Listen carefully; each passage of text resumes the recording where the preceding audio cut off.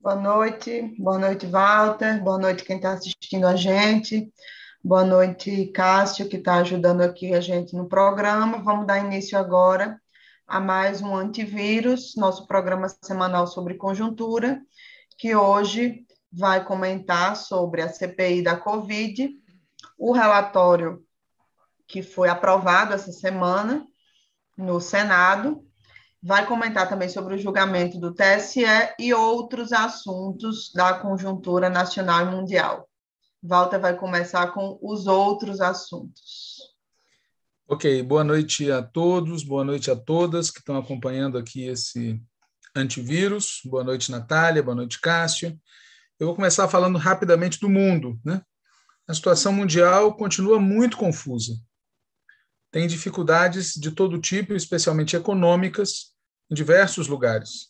Sendo que as dificuldades econômicas chinesas, embora enormes, como tudo na China, vêm sendo até agora administradas com mais êxito relativo pelo Estado chinês. Eu destaco também as dificuldades políticas enfrentadas pelo governo Biden, dentro e fora dos Estados Unidos, mostrando, inclusive, que aquelas expectativas na revolução que o Biden promoveria eram absolutamente exageradas. Mas essas expectativas continuam presentes. Aliás, ilusões é o que não faltam em nosso meio. Antes, no passado, eram ilusões na revolução e no socialismo, que chegariam rápido. Agora é bem pior, né? Porque são ilusões no inimigo, ilusões no imperialismo, ilusões na burguesia, ilusões na direita. Mas como o lado de lá é o que é, há todo tipo de tensão acontecendo na América Latina. A gente vem tratando disso aqui no Antivírus, no podcast, em outros espaços. E também há tensões muito grandes no Brasil, onde a situação está tensa, mas tensa de um jeito diferente daquele que ficou no dia 7 de setembro. Antes, a tensão era aguda, agora tem uma tensão crônica. Todo mundo sabe que vai explodir, mais cedo ou mais tarde. Seja como for, sempre é importante lembrar que a aposta principal do cavernícola é ganhar as eleições. Golpe, para ele, é plano B, não é plano A. O plano A é ganhar as eleições. E para ganhar a eleição, ele precisa de política, e como os tempos não andam fáceis, ele precisa também ir às compras. Ele precisa, antes de mais nada, comprar tempo. Ele quer chegar inteiro no final do ano que vem. E ele precisa comprar votos. Para isso, para comprar votos, ele dispõe de várias ferramentas. Duas a gente vai comentar aqui. O chamado Auxílio Brasil e o inacreditavelmente denominado orçamento secreto. Sobre o primeiro, vamos lembrar, o gasto total com despesas sociais deve ficar em 84 bilhões de reais exatamente no ano das eleições. E o Bolsa Família deve atingir, com o nome que eles deram, que na verdade desfaz o Bolsa Família, é outra coisa, né? Deve atingir 17 milhões contra os 14 atuais. E para chegar a esse objetivo, vejam só, o governo está tendo que atropelar a suposta ortodoxia fiscal. Eu digo suposta porque sempre foi seletiva, embora tenha muita gente na esquerda que acredita e fica dando trela para um discurso como se o lado de lá fosse mesmo adepto de algum tipo de ortodoxia fiscal quando se trata de beneficiar a eles mesmos. Para o andar de cima, nesse país, nunca falta dinheiro, nunca tem teto. E para ganhar eleições e para continuar beneficiando o andar de cima, também não pode faltar dinheiro. E, nesse caso, é puro comércio. Comprar barato para vender caro. Comprar votos, agora, baratinho, como disse o André Esteves, para ganhar a eleição e depois continuar vendendo o país e gente que nem o André Esteves continuar ganhando muito. Aliás, para falar do André Esteves, é divertidíssimo ver como é que funciona na vida real a tal independência do Banco Central, né? Na vida real, a independência do Banco Central é isso aí que o André Esteves contou inadvertidamente, né? É o Banco Central totalmente prisioneiro dos interesses do capital financeiro. E, de novo, tem muito economista bom de esquerda que fica levando a sério esse papo do lado de lá. sobre responsabilidade fiscal, sobre a administração correta, sobre a neutralidade do técnico e do econômico, assim por diante. Mas vamos voltar ao tema comprar votos para ganhar eleições. Em números, o próprio Ministério da Economia, liderado pelo senhor Paulo Guedes Offshore, né, ele prevê um estouro de 30 bilhões naquele tal teto dos gastos em 2022, para poder manter o tal auxílio emergencial de R$ 400 até dezembro de 2022. E, para quem não entendeu o objetivo, é esse o plano, acabar lá, né? Não se deve, entretanto, subestimar o efeito disso, né? Assim como não se deve subestimar o aumento significativo do caixa dos governos estaduais nesse ano de 2021 e no ano de 2022, o que vai dar um ponto de apoio importante para os atuais governantes na eleição de 2022 nos estados. É importante dizer que, ao mesmo tempo em que opera nesse terreno da política mais do que tradicional, o Bolsonaro segue alimentando e organizando a sua tropa com um discurso extremista de direita. É a famosa combinação das formas de luta, que ele faz muito bem. Agora, não é apenas o Bolsonaro que faz discurso extremista. Tem também o Ciro Gomes e tem também a direita gourmet. Há uma subida de tom, aliás, da direita gourmet e da mídia oligopolista, exibindo um maior grau de violência retórica, de combate ideológico à candidatura do Lula. Vide o editorial do jornal O Estado de São Paulo, do dia 24 de outubro, intitulado O Diabo Não Desiste. Eu vou ler uns trechinhos para vocês, porque é muito genial. Diz assim, começa o Diabo Não Desiste. Desde que o PT precipitou a maior crise econômica, política e moral da nova república, a população esperou em vão por um mísero meia-culpa. Após o impeachment de Dilma Rousseff, a única bandeira a unificar seus correligionários, os do PT, foi a denúncia ao golpe, logo substituída pelo slogan Lula livre. O PT se opôs a reformas modernizantes, como a da Previdência, opõe-se a outras como a administrativa e não oferece alternativas construtivas aos desmandos que acusa. Em campanha eleitoral, o partido se mostra incapaz de propor uma agenda positiva para o futuro, muito menos de reconhecer os erros do passado. Ao contrário, afirma que vai repeti-los, por exemplo, implodindo o teto de gastos que estancou a hemorragia fiscal deflagrada no governo Dilma Rousseff. Ainda pior, diz o editorial do Estadão, o PT não só pretende repetir seus erros de gestão, como julga ter poder de apagar os crimes dos quais foi cúmplice. Gleisi Hoffmann, diz o editorial, afirmou que nunca houve corrupção sistêmica, superfaturamento ou desvio de dinheiro na Petrobras. Boa parte desses delitos foi confessada pelos próprios delinquentes, que devolveram bilhões desviados à Petrobras. Com base em uma auditoria da PricewaterhouseCoopers, a própria Petrobras admitiu no balanço de 2014 que 2,5 bilhões de dólares foram pagos a mais de um conjunto de empresas que entre 2004 e abril de 2012, aí segue a citação literal dessa auditoria dessa empresa que é acima do bem e do mal, chamado Pricewaterhouse. Diz ainda o editorial, segundo a Gleisi Hoffmann, a Pricewaterhouse foi obrigada pela Lava Jato a atestar as perdas. Não há evidências disso. Claro, né, porque evidências, como a gente sabe, só existe contra o PT. Né? Contra os outros não há evidências. Por outro lado, é notório que, à época, o PT pressionou a diretoria da Petrobras, comandada por Maria das Graças Foster, executiva de confiança de Dilma Rousseff, aquela a quem eles acabaram de azucrinar linhas antes, a não publicar os dados auditados, levando a um impasse e, finalmente, a renúncia de Foster e outros diretores. Depois, a Petrobras participou dos processos judiciais como assistente de acusação do Ministério Público, recuperando mais de 6 bilhões superfaturados pelos cartéis. O Tribunal de Contas da União, TCU, diz o editorial O Diabo Não Existe, atuando independentemente da Lava Jato. Claro, o TCU é outro, é que nem a Pricewaterhouse, é acima do bem e do mal. expôs uma série de ilicitudes nos contratos da Petrobras. Na construção da refinaria Abreu e Lima, em Pernambuco, por exemplo, o TCU identificou que o orçamento inicial de 13,4 bilhões de dólares foi majorado para 26,3 bilhões de dólares. Ao mesmo tempo que o custo final foi dobrado, a refinaria produz apenas metade dos 230 mil barris de petróleo inicialmente previstos. Quem quiser saber mais a respeito, procure os textos que o Zé Gabrielli tem escrito, desmontando do começo ao fim esse relatório do TCU e essas acusações todas. Eles seguem falando do tema da Petrobras e dizem: é conhecida a candura com que a ex-presidente Dilma Rousseff expôs os métodos petistas. Abre aspas. Nós podemos fazer o diabo quando é a hora da eleição. Fecha aspas.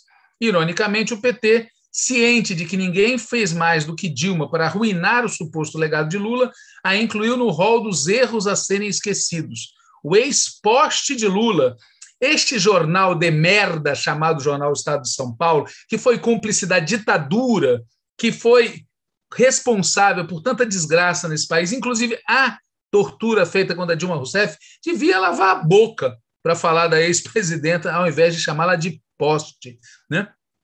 Esse povo da elite brasileira, a começar pelos donos e pelos editorialistas do Estadão, são gente abjeta, não tem outra coisa para falar. Eles dizem: o ex-poste de Lula é hoje uma ausência garantida nos discursos e comícios do demiurgo de Garanhuns. Eles acham que Garanhuns fica fora do país, né? Provavelmente, né? Eles gostam só da Faria Lima. Lula, por sinal, afetou melindres em suas redes sociais. E, abre aspas, eu sou de um tempo onde a disputa era apenas eleitoral. Você não estava numa guerra, seu adversário não era inimigo. Fecha aspas. Aí, olha só, que diz o editorial, que o diga a ex-petista Marina Silva, sordidamente vilanizada pelos marqueteiros do PT nas campanhas de 2014, ou todos os brasileiros vilipendiados como fascistas, simplesmente por recusarem o culto a Lula da Silva. Na boa, né, gente? A gente intitula de neofascistas quem merece esse apelido, de direita quem merece esse apelido. E a Marina Silva não foi vilanizada. Vamos lembrar as barbaridades que ela disse sobre o PT, sobre os governos de que ela mesma participou. E eles encerram dizendo: o despudor com que o PT tenta reescrever a história do país para edulcorar sua trágica passagem pelo poder rivaliza com o sistemático embuste bolsonarista. Ou seja, é o de sempre, né? Dois idênticos, dois similares, como eles falaram no passado, num outro editorial, a difícil escolha. Aí o país está como está e ninguém sabe por quê. O que permite prever que a campanha de 2022, mantido o favoritismo de Lula e Bolsonaro, fará corar o próprio Pinóquio. O tom desse editorial é o tom com que a mídia vinculada à chamada terceira via está batendo no PT, no Lula, na Dilma, nos governos que nós fizemos e assim por diante. Bom, enquanto esse vetusto Estadão apela para o exorcismo, os debates na Globo News visam abrir espaço para tal terceira via, e nesse contexto a gente não pode titubear, né? Em particular no assunto teto de gastos. Nós exigimos, como disse alguém, R$600 para 60 milhões de brasileiros. E não podemos titubear tampouco nas alianças. E isso está acontecendo em vários estados importantes do país, como é o caso de São Paulo. O caso de São Paulo é muito exemplar. Recentemente, a revista Carta Capital publicou um artigo que diz assim: a aliança entre Fernando Haddad, Márcio França e Geraldo Alckmin é possível e a bola está no campo do tucano. Bom, a chance de rolar isso é, digamos, baixa, né? Uma aliança entre o Alckmin e o PT no estado de São Paulo é uma chance baixa. Mas o simples debate acerca dessa questão mostra, primeiro, que tem gente confundida, e segundo, está empurrando gente para outra campanha. O PSB em São Paulo, é bom sempre lembrar, é uma variante do PSDB, é uma variante deste vírus que afeta o estado de São Paulo há tempo, chamado PSDB. Uma aliança, como algumas pessoas gostariam, entre o PT e o PSB em São Paulo, leia-se, supondo dentro do PSB o Geraldo Alckmin, aliança que, na minha opinião, no final das contas não vai acontecer, na verdade, nos faria, se ocorresse, correr um risco de repetir 2020, só que agora não na capital, mas no estado de São Paulo. Sem falar no risco da gente sofrer não só uma derrota eleitoral, mas uma derrota política e ideológica. Tem gente que não entende isso, tem gente que não aprendeu isso, tem gente que quer continuar repetindo o erro.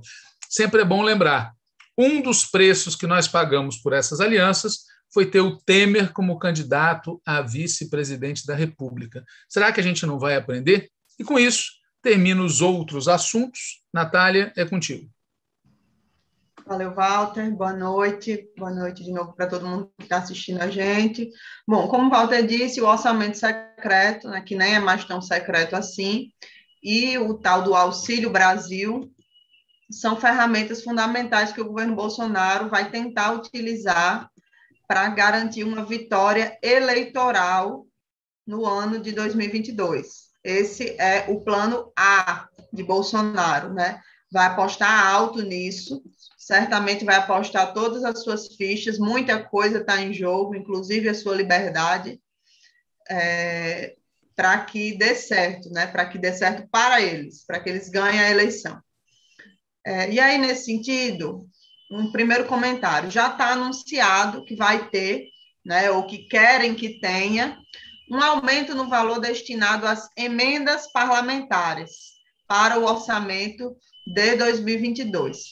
O mecanismo para isso é o, agora já conhecido, pelo menos desde o início do ano, as emendas de relator. É a via que está sendo trabalhada para aumentar cada vez mais o acesso dos parlamentares, especialmente do Centrão, mas não só, a esses recursos de orçamento da União, né? Então, essas emendas de relator são aquelas que são distribuídas, né, sem critérios objetivos, nada transparente, sem qualquer isonomia entre os deputados, a depender de interesses que vocês sabem muito bem quais são, né? Então, há o bel prazer do relator, ou seja, do Centrão, do governo, né? Os valores são indicados por uma parcela dos parlamentares que se articulam para poder indicar muito mais dinheiro do orçamento do que o que é previsto em lei nas emendas que, pela lei, são possíveis de serem indicados por todos os 513 deputados e 81 senadores, né? Então, essa é uma primeira questão. O valor para emendas está aumentando, né? Uma outra questão que é importante ser analisada aí nesse âmbito da questão das emendas é o mecanismo da transferência especial, né? Que é um mecanismo que desburocratiza a execução da emenda, mas que, por outro lado, né, tem sido debatido que é uma ferramenta que diminui a já escassa transparência na utilização desses recursos, então pode ser uma forma aí de fazer coisa que ninguém vai controlar, né? Com esses recursos de emendas que já estão aumentando. Aí, quando é indicado, o uso desse mecanismo da transparência especial pode fazer a coisa sair ainda mais de qualquer tipo de controle, né? Então, tem uma batalha feroz em curso em torno desse assunto dos recursos do orçamento da União. Essa batalha está acontecendo no Congresso Nacional, quase todo mundo está envolvido nisso, né? Muita gente está recebendo muito mais do que os já altos 17 milhões anuais que a lei prevê para cada parlamentar. E aí estão querendo mais, né? Como é que volta atrás disso? Quem indica 100 milhões num ano, no outro ano não vai querer indicar menos do que 100 milhões. Então, enfim, uma aberração. Sobre o Auxílio Brasil, o governo está anunciando sem nenhum pudor, né, esse programa, que é um programa que tem data de validade, 2022. Então, não tem nenhum disfarce de que seja algo melhor do que o Bolsa Família, ou estruturante, ou permanente. Não tem, é um programa com data de validade, né? Ou seja, eles querem ganhar as eleições, depois verão o que fazer, mas o objetivo principal, nítido, que não se disfarça, é ganhar as eleições, né? E a tática do momento, de agora, para viabilizar, né, para supostamente viabilizar isso, é a tal da PEC dos precatórios. Eles ainda não conseguiram votar essa semana, faltou quórum, ontem e hoje, quórum na votação, mas faltou também voto, né? A coisa não está tão tranquila. Eu vou explicar um pouco sobre o que significa essa PEC dos precatórios, né? Tem várias previsões, né, de medidas de alteração aí na questão do uso do dinheiro, né? Mas uma coisa que tem a ver com esse debate político em torno do Brasil em torno do Auxílio Brasil, que eu queria destacar aqui. Tem o teto de gastos, né? A gente sempre fala sobre isso aqui, que somos contra, né? Fomos contra isso lá desde o início, na época do governo Temer. Em tese, essa turma que está aí no Ministério da Economia, no governo Bolsonaro, Guedes e sua turma, defende o teto de gastos, né? Mas, como eles querem pagar auxílio social sem mexer no rentismo, né? Sem mexer no pagamento dos juros da dívida, eles alegam que precisam mexer em alguma coisa para poder arranjar dinheiro para pagar o Auxílio Brasil. Então, esse é o debate que está colocado. E a bola da vez que está sendo discutida para supostamente resolver essa questão são os precatórios judiciais, né? O que são os precatórios judiciais? São instrumentos para o pagamento de uma dívida judicial que o Estado no sentido amplo, né, os entes, município, Estado, alguma autarquia, são instrumentos para pagamento de uma dívida judicial desses entes, né? Por exemplo, uma pessoa tem direito a um valor num litígio judicial contra um ente público, um servidor que tem direito a um benefício, ou um cidadão qualquer que tem direito a uma indenização, enfim. Entra na justiça, ganha, e o valor é pago através de precatórios, né? O valor, a partir de um certo patamar, é pago a partir de precatórios, né? O que essa PEC propõe, dentre outras coisas, que eu não vou comentar aqui, não vou detalhar aqui, porque a gente está focando nesse debate em torno do Auxílio Brasil, o que a PEC propõe é suspender, atrasar, né, esses pagamentos, com o argumento de que isso liberaria espaço no orçamento para pagar o Auxílio Brasil. O Auxílio Brasil não é parte da PEC, esse é o debate político, né, o discurso que o governo está usando para defender a aprovação desse negócio. O fato é que não precisa disso para ter Auxílio Brasil, né? Se derrubar esse teto, né, ou com outra política em relação ao rentismo, por exemplo, certamente tem dinheiro. Tem dinheiro para pagar, até porque foi pago no ano passado, né? A gente viu que era possível. Mas é claro que, se tratando do governo Bolsonaro, não é isso que vai acontecer, né? Por isso é que estou explicando isso aqui, porque o fato é o seguinte: tem mais uma chantagem em curso, né? Mais uma chantagem vinda do governo, que é aprovar o calote nos precatórios, supostamente para pagar auxílio emergencial, Auxílio Brasil, benefício social, né? Então, é mais uma mentira do governo Bolsonaro, combinada com retirada de direitos, porque, na prática, é disso que se trata, com a suspensão, o adiamento do pagamento dos precatórios, que, inclusive, é algo que tem se dito, pode, inclusive, atingir, né, os entes públicos, estados, municípios, de forma bastante dura, né? Então, é nesse ambiente dos últimos dias, aí, esse debate sobre o orçamento, sobre a PEC dos precatórios, que está bastante forte, especialmente no Congresso, que se deu o encerramento essa semana, né? Foi a votação do relatório da CPI da Covid, né?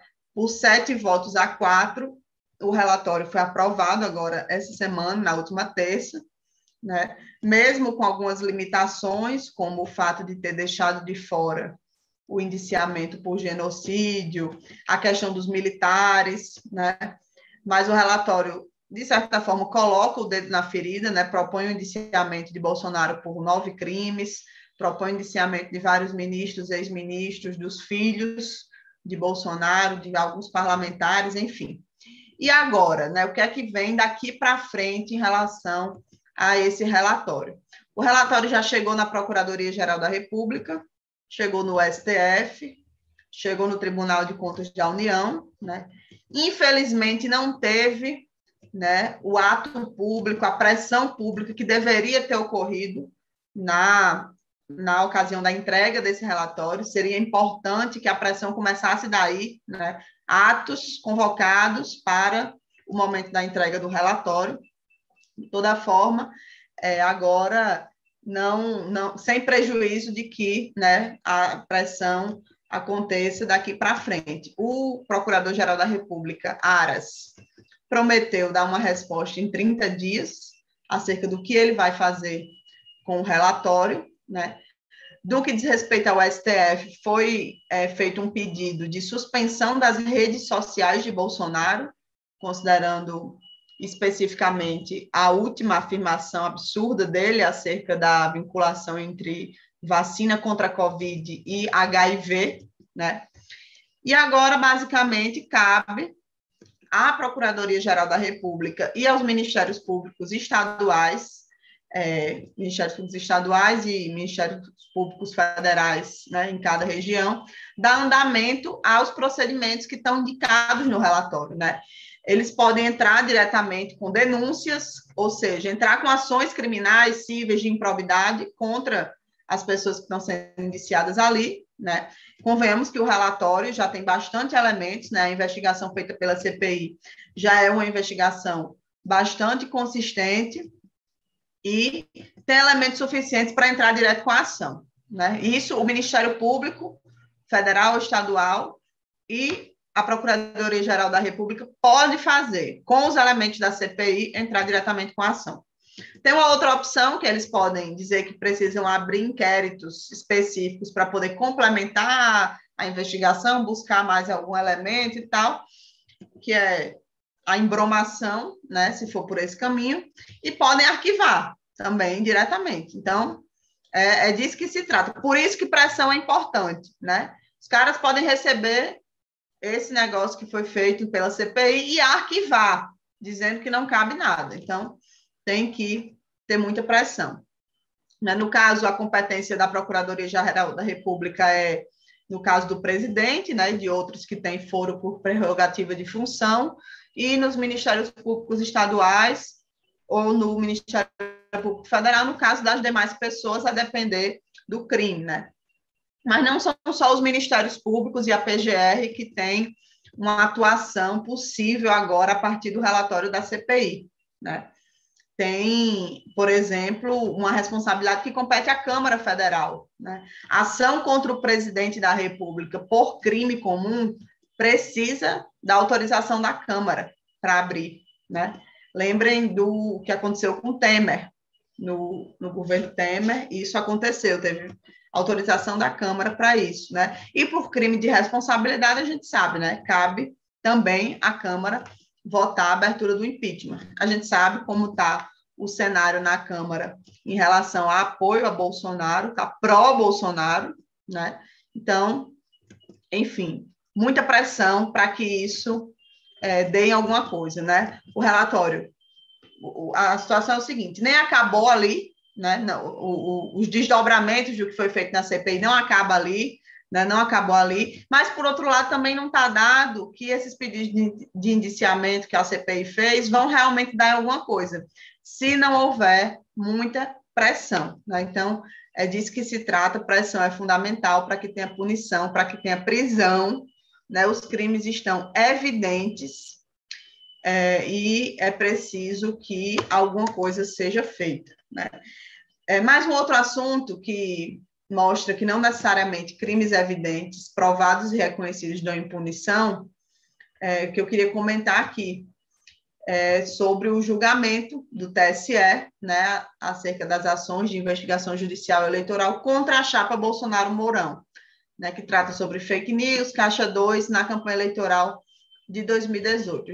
O julgamento se encerrou hoje, agora à tarde, começou na terça, se encerrou hoje, e, basicamente, o voto do relator, né, o julgamento foi para não fazer a cassação, né, e o voto do relator, que puxou, né, a posição dos demais, basicamente diz o seguinte: teve disparo em massa, teve um esquema de propagação de fake news, reconhece que teve participação do presidente, faz todo um discurso bonito, que você pensa que ele vai ter uma posição no sentido da cassação e, no final, ele diz, mas não dá para saber que impacto isso teve na decisão do eleitor de votar neste ou naquele candidato, portanto, não dá para aferir a gravidade desses crimes que ele reconhece que aconteceram e, por isso, rejeita a cassação da chapa. Né? Basicamente, em resumo, foi essa a posição, essa argumentação que foi adotada pelo relator e que foi, se eu não me engano, por unanimidade, o TSE rejeitou a cassação. Detalhe, ele reconhece que teve disparo em massa. Então, assim, mesmo que isso não dê para aferir o impacto na decisão do eleitor, no mínimo ele deveria reconhecer que teve caixa 2 e punir por isso, porque não tem na prestação de contas da campanha de Bolsonaro nada que justifique, né, que comprove a utilização de forma regular desses mecanismos online. Enfim, nada para a gente se surpreender, né? Desse sistema de justiça aí, que é o operador da fraude de 18, né? Eles são os operadores disso, né? Essa turma do TSE foi quem impediu o registro de Lula, vamos combinar, né? A gente não espera nada, muito menos que eles resolvam o principal problema do país hoje, que é a existência do governo Bolsonaro. Então, não tem nada do que se esperar, né? Eles estão, concretamente, defendendo o resultado das urnas que eles próprios operaram para que acontecesse, que é esse resultado aí de Bolsonaro na presidência. Essa turma operou para isso, né? É divertido você ver o contorcionismo argumentativo, né?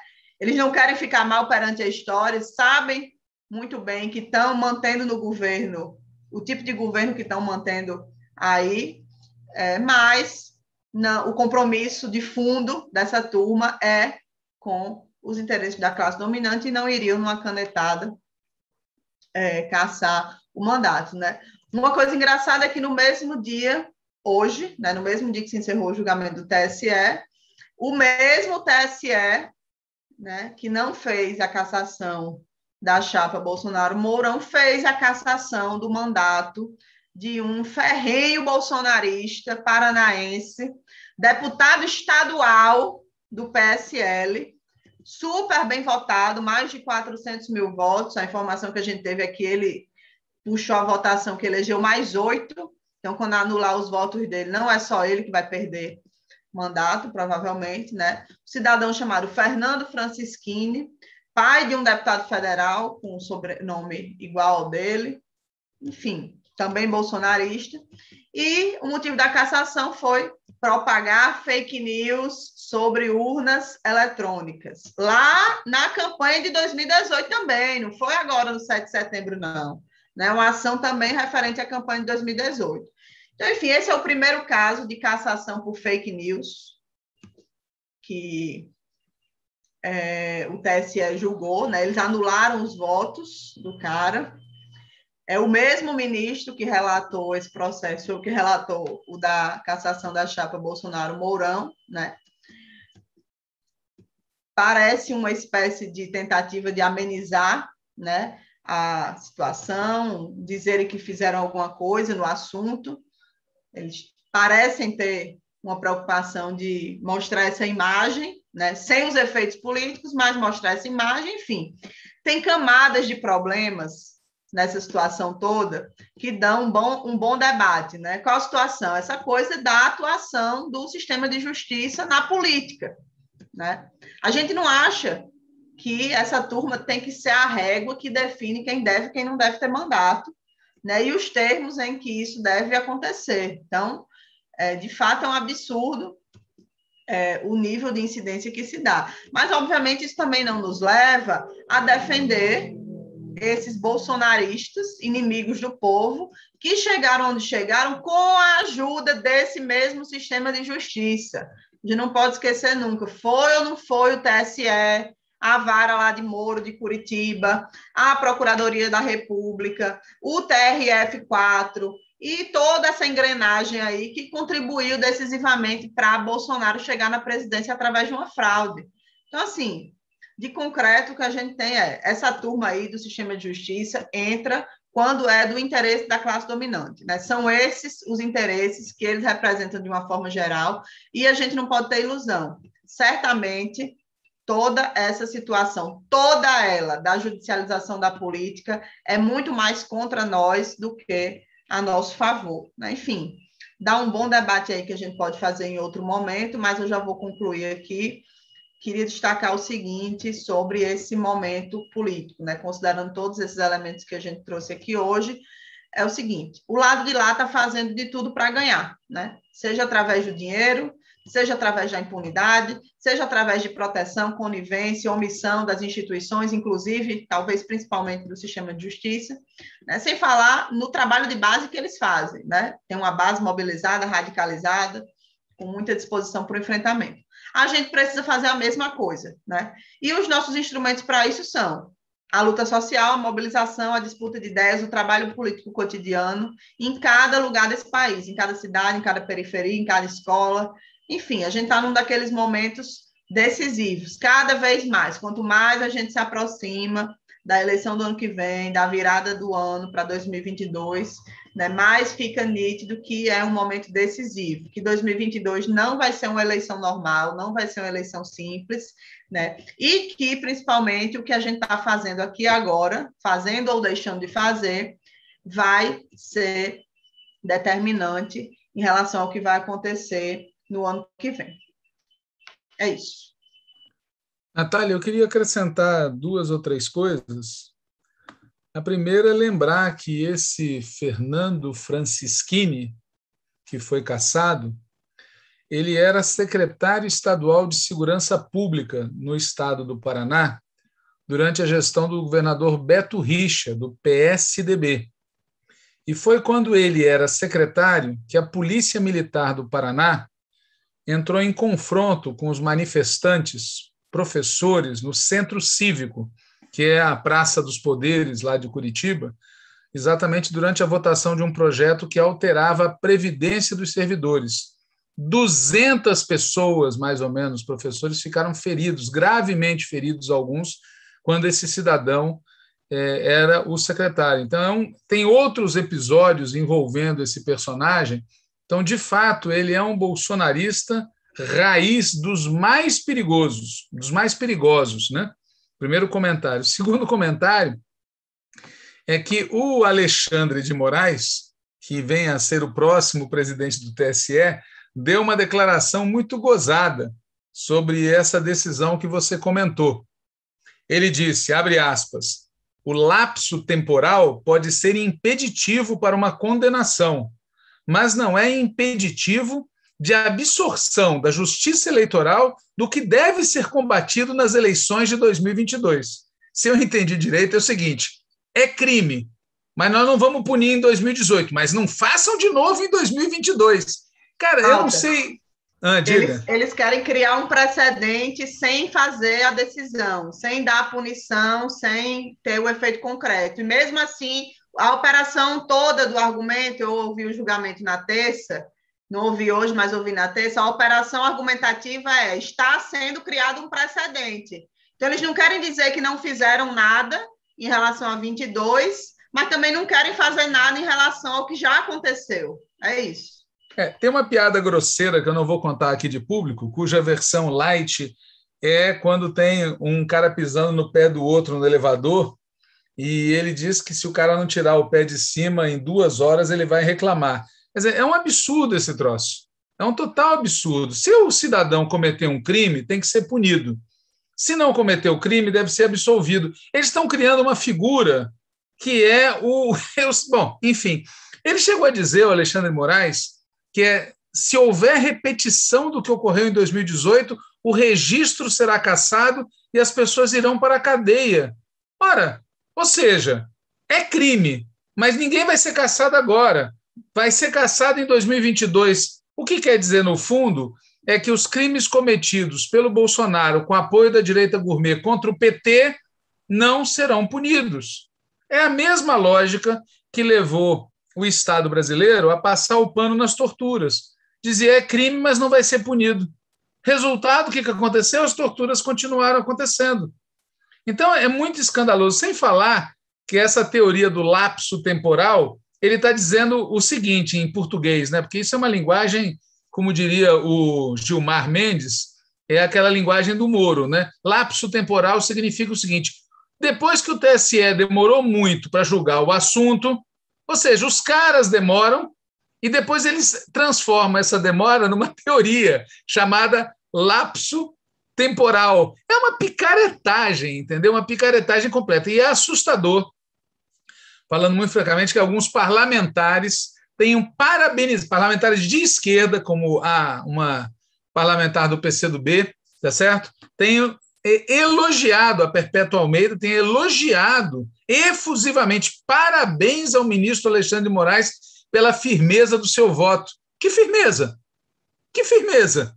Firme teria sido pôr na cadeia o Bolsonaro, firme teria sido caçar o mandato, não tem firmeza nenhuma. Quer dizer, é muito escandaloso. Além desse aspecto que você citou, que é o quão temerário é a discussão sobre o conteúdo, né? Sobre o conteúdo. Agora, naquilo que não tem discussão nenhuma, que é teve caixa 2, teve disparo em massa, teve infração violenta à legislação com efeitos eleitorais sabidos, porque isso alterou o resultado. E os caras demoraram para julgar. Quando julgam desse jeito esquisito, né? Quer dizer, é crime, mas não vamos punir. E ainda tem parlamentar de esquerda que parabeniza. Rapaz, é um mundo muito esquisito esse que a gente está vivendo. Paro por aqui. Boa noite. Na prática, eles estão dando uma segunda chance a Bolsonaro. É disso que se trata. E essa teoria do lapso temporal é uma furada, né? Porque se isso fosse para valer, não tinha que ter cassado o mandato do deputado estadual do Paraná. Né? A rigor é disso que se trata. Enfim. Eles fizeram ali uma espécie de política compensatória, né? Política compensatória. Mas vamos combinar, esse deputado do Paraná não vale nada. Tinha que ser cassado mesmo. Claro, o Bolsonaro também. Mas você sabe qual é a lógica? De novo, é você punir o pequeno, entre aspas. E é uma inversão completa daquela ideia de que quem pode o mais, pode o menos. Eles podem o menos e não podem o mais. Que papo é esse? Mas, enfim. Agora, o que me assusta mesmo é gente de esquerda batendo palma para Alexandre de Moraes. Tem gente que é sadomasoquista e tem complexo de síndrome de Estocolmo. Não tem outra explicação, mas deixa eu parar de falar sobre o assunto, porque não vem ao caso. Senão a Perpétua de Almeida vai reclamar. Tá bom. É isso, gente. Esses eram os assuntos que a gente queria comentar no Antivírus de hoje. Até a próxima quinta-feira. Boa noite, Walter. Boa noite a todo mundo que está assistindo. Boa noite, Cássio. Boa noite, Natália. Boa noite a todo mundo.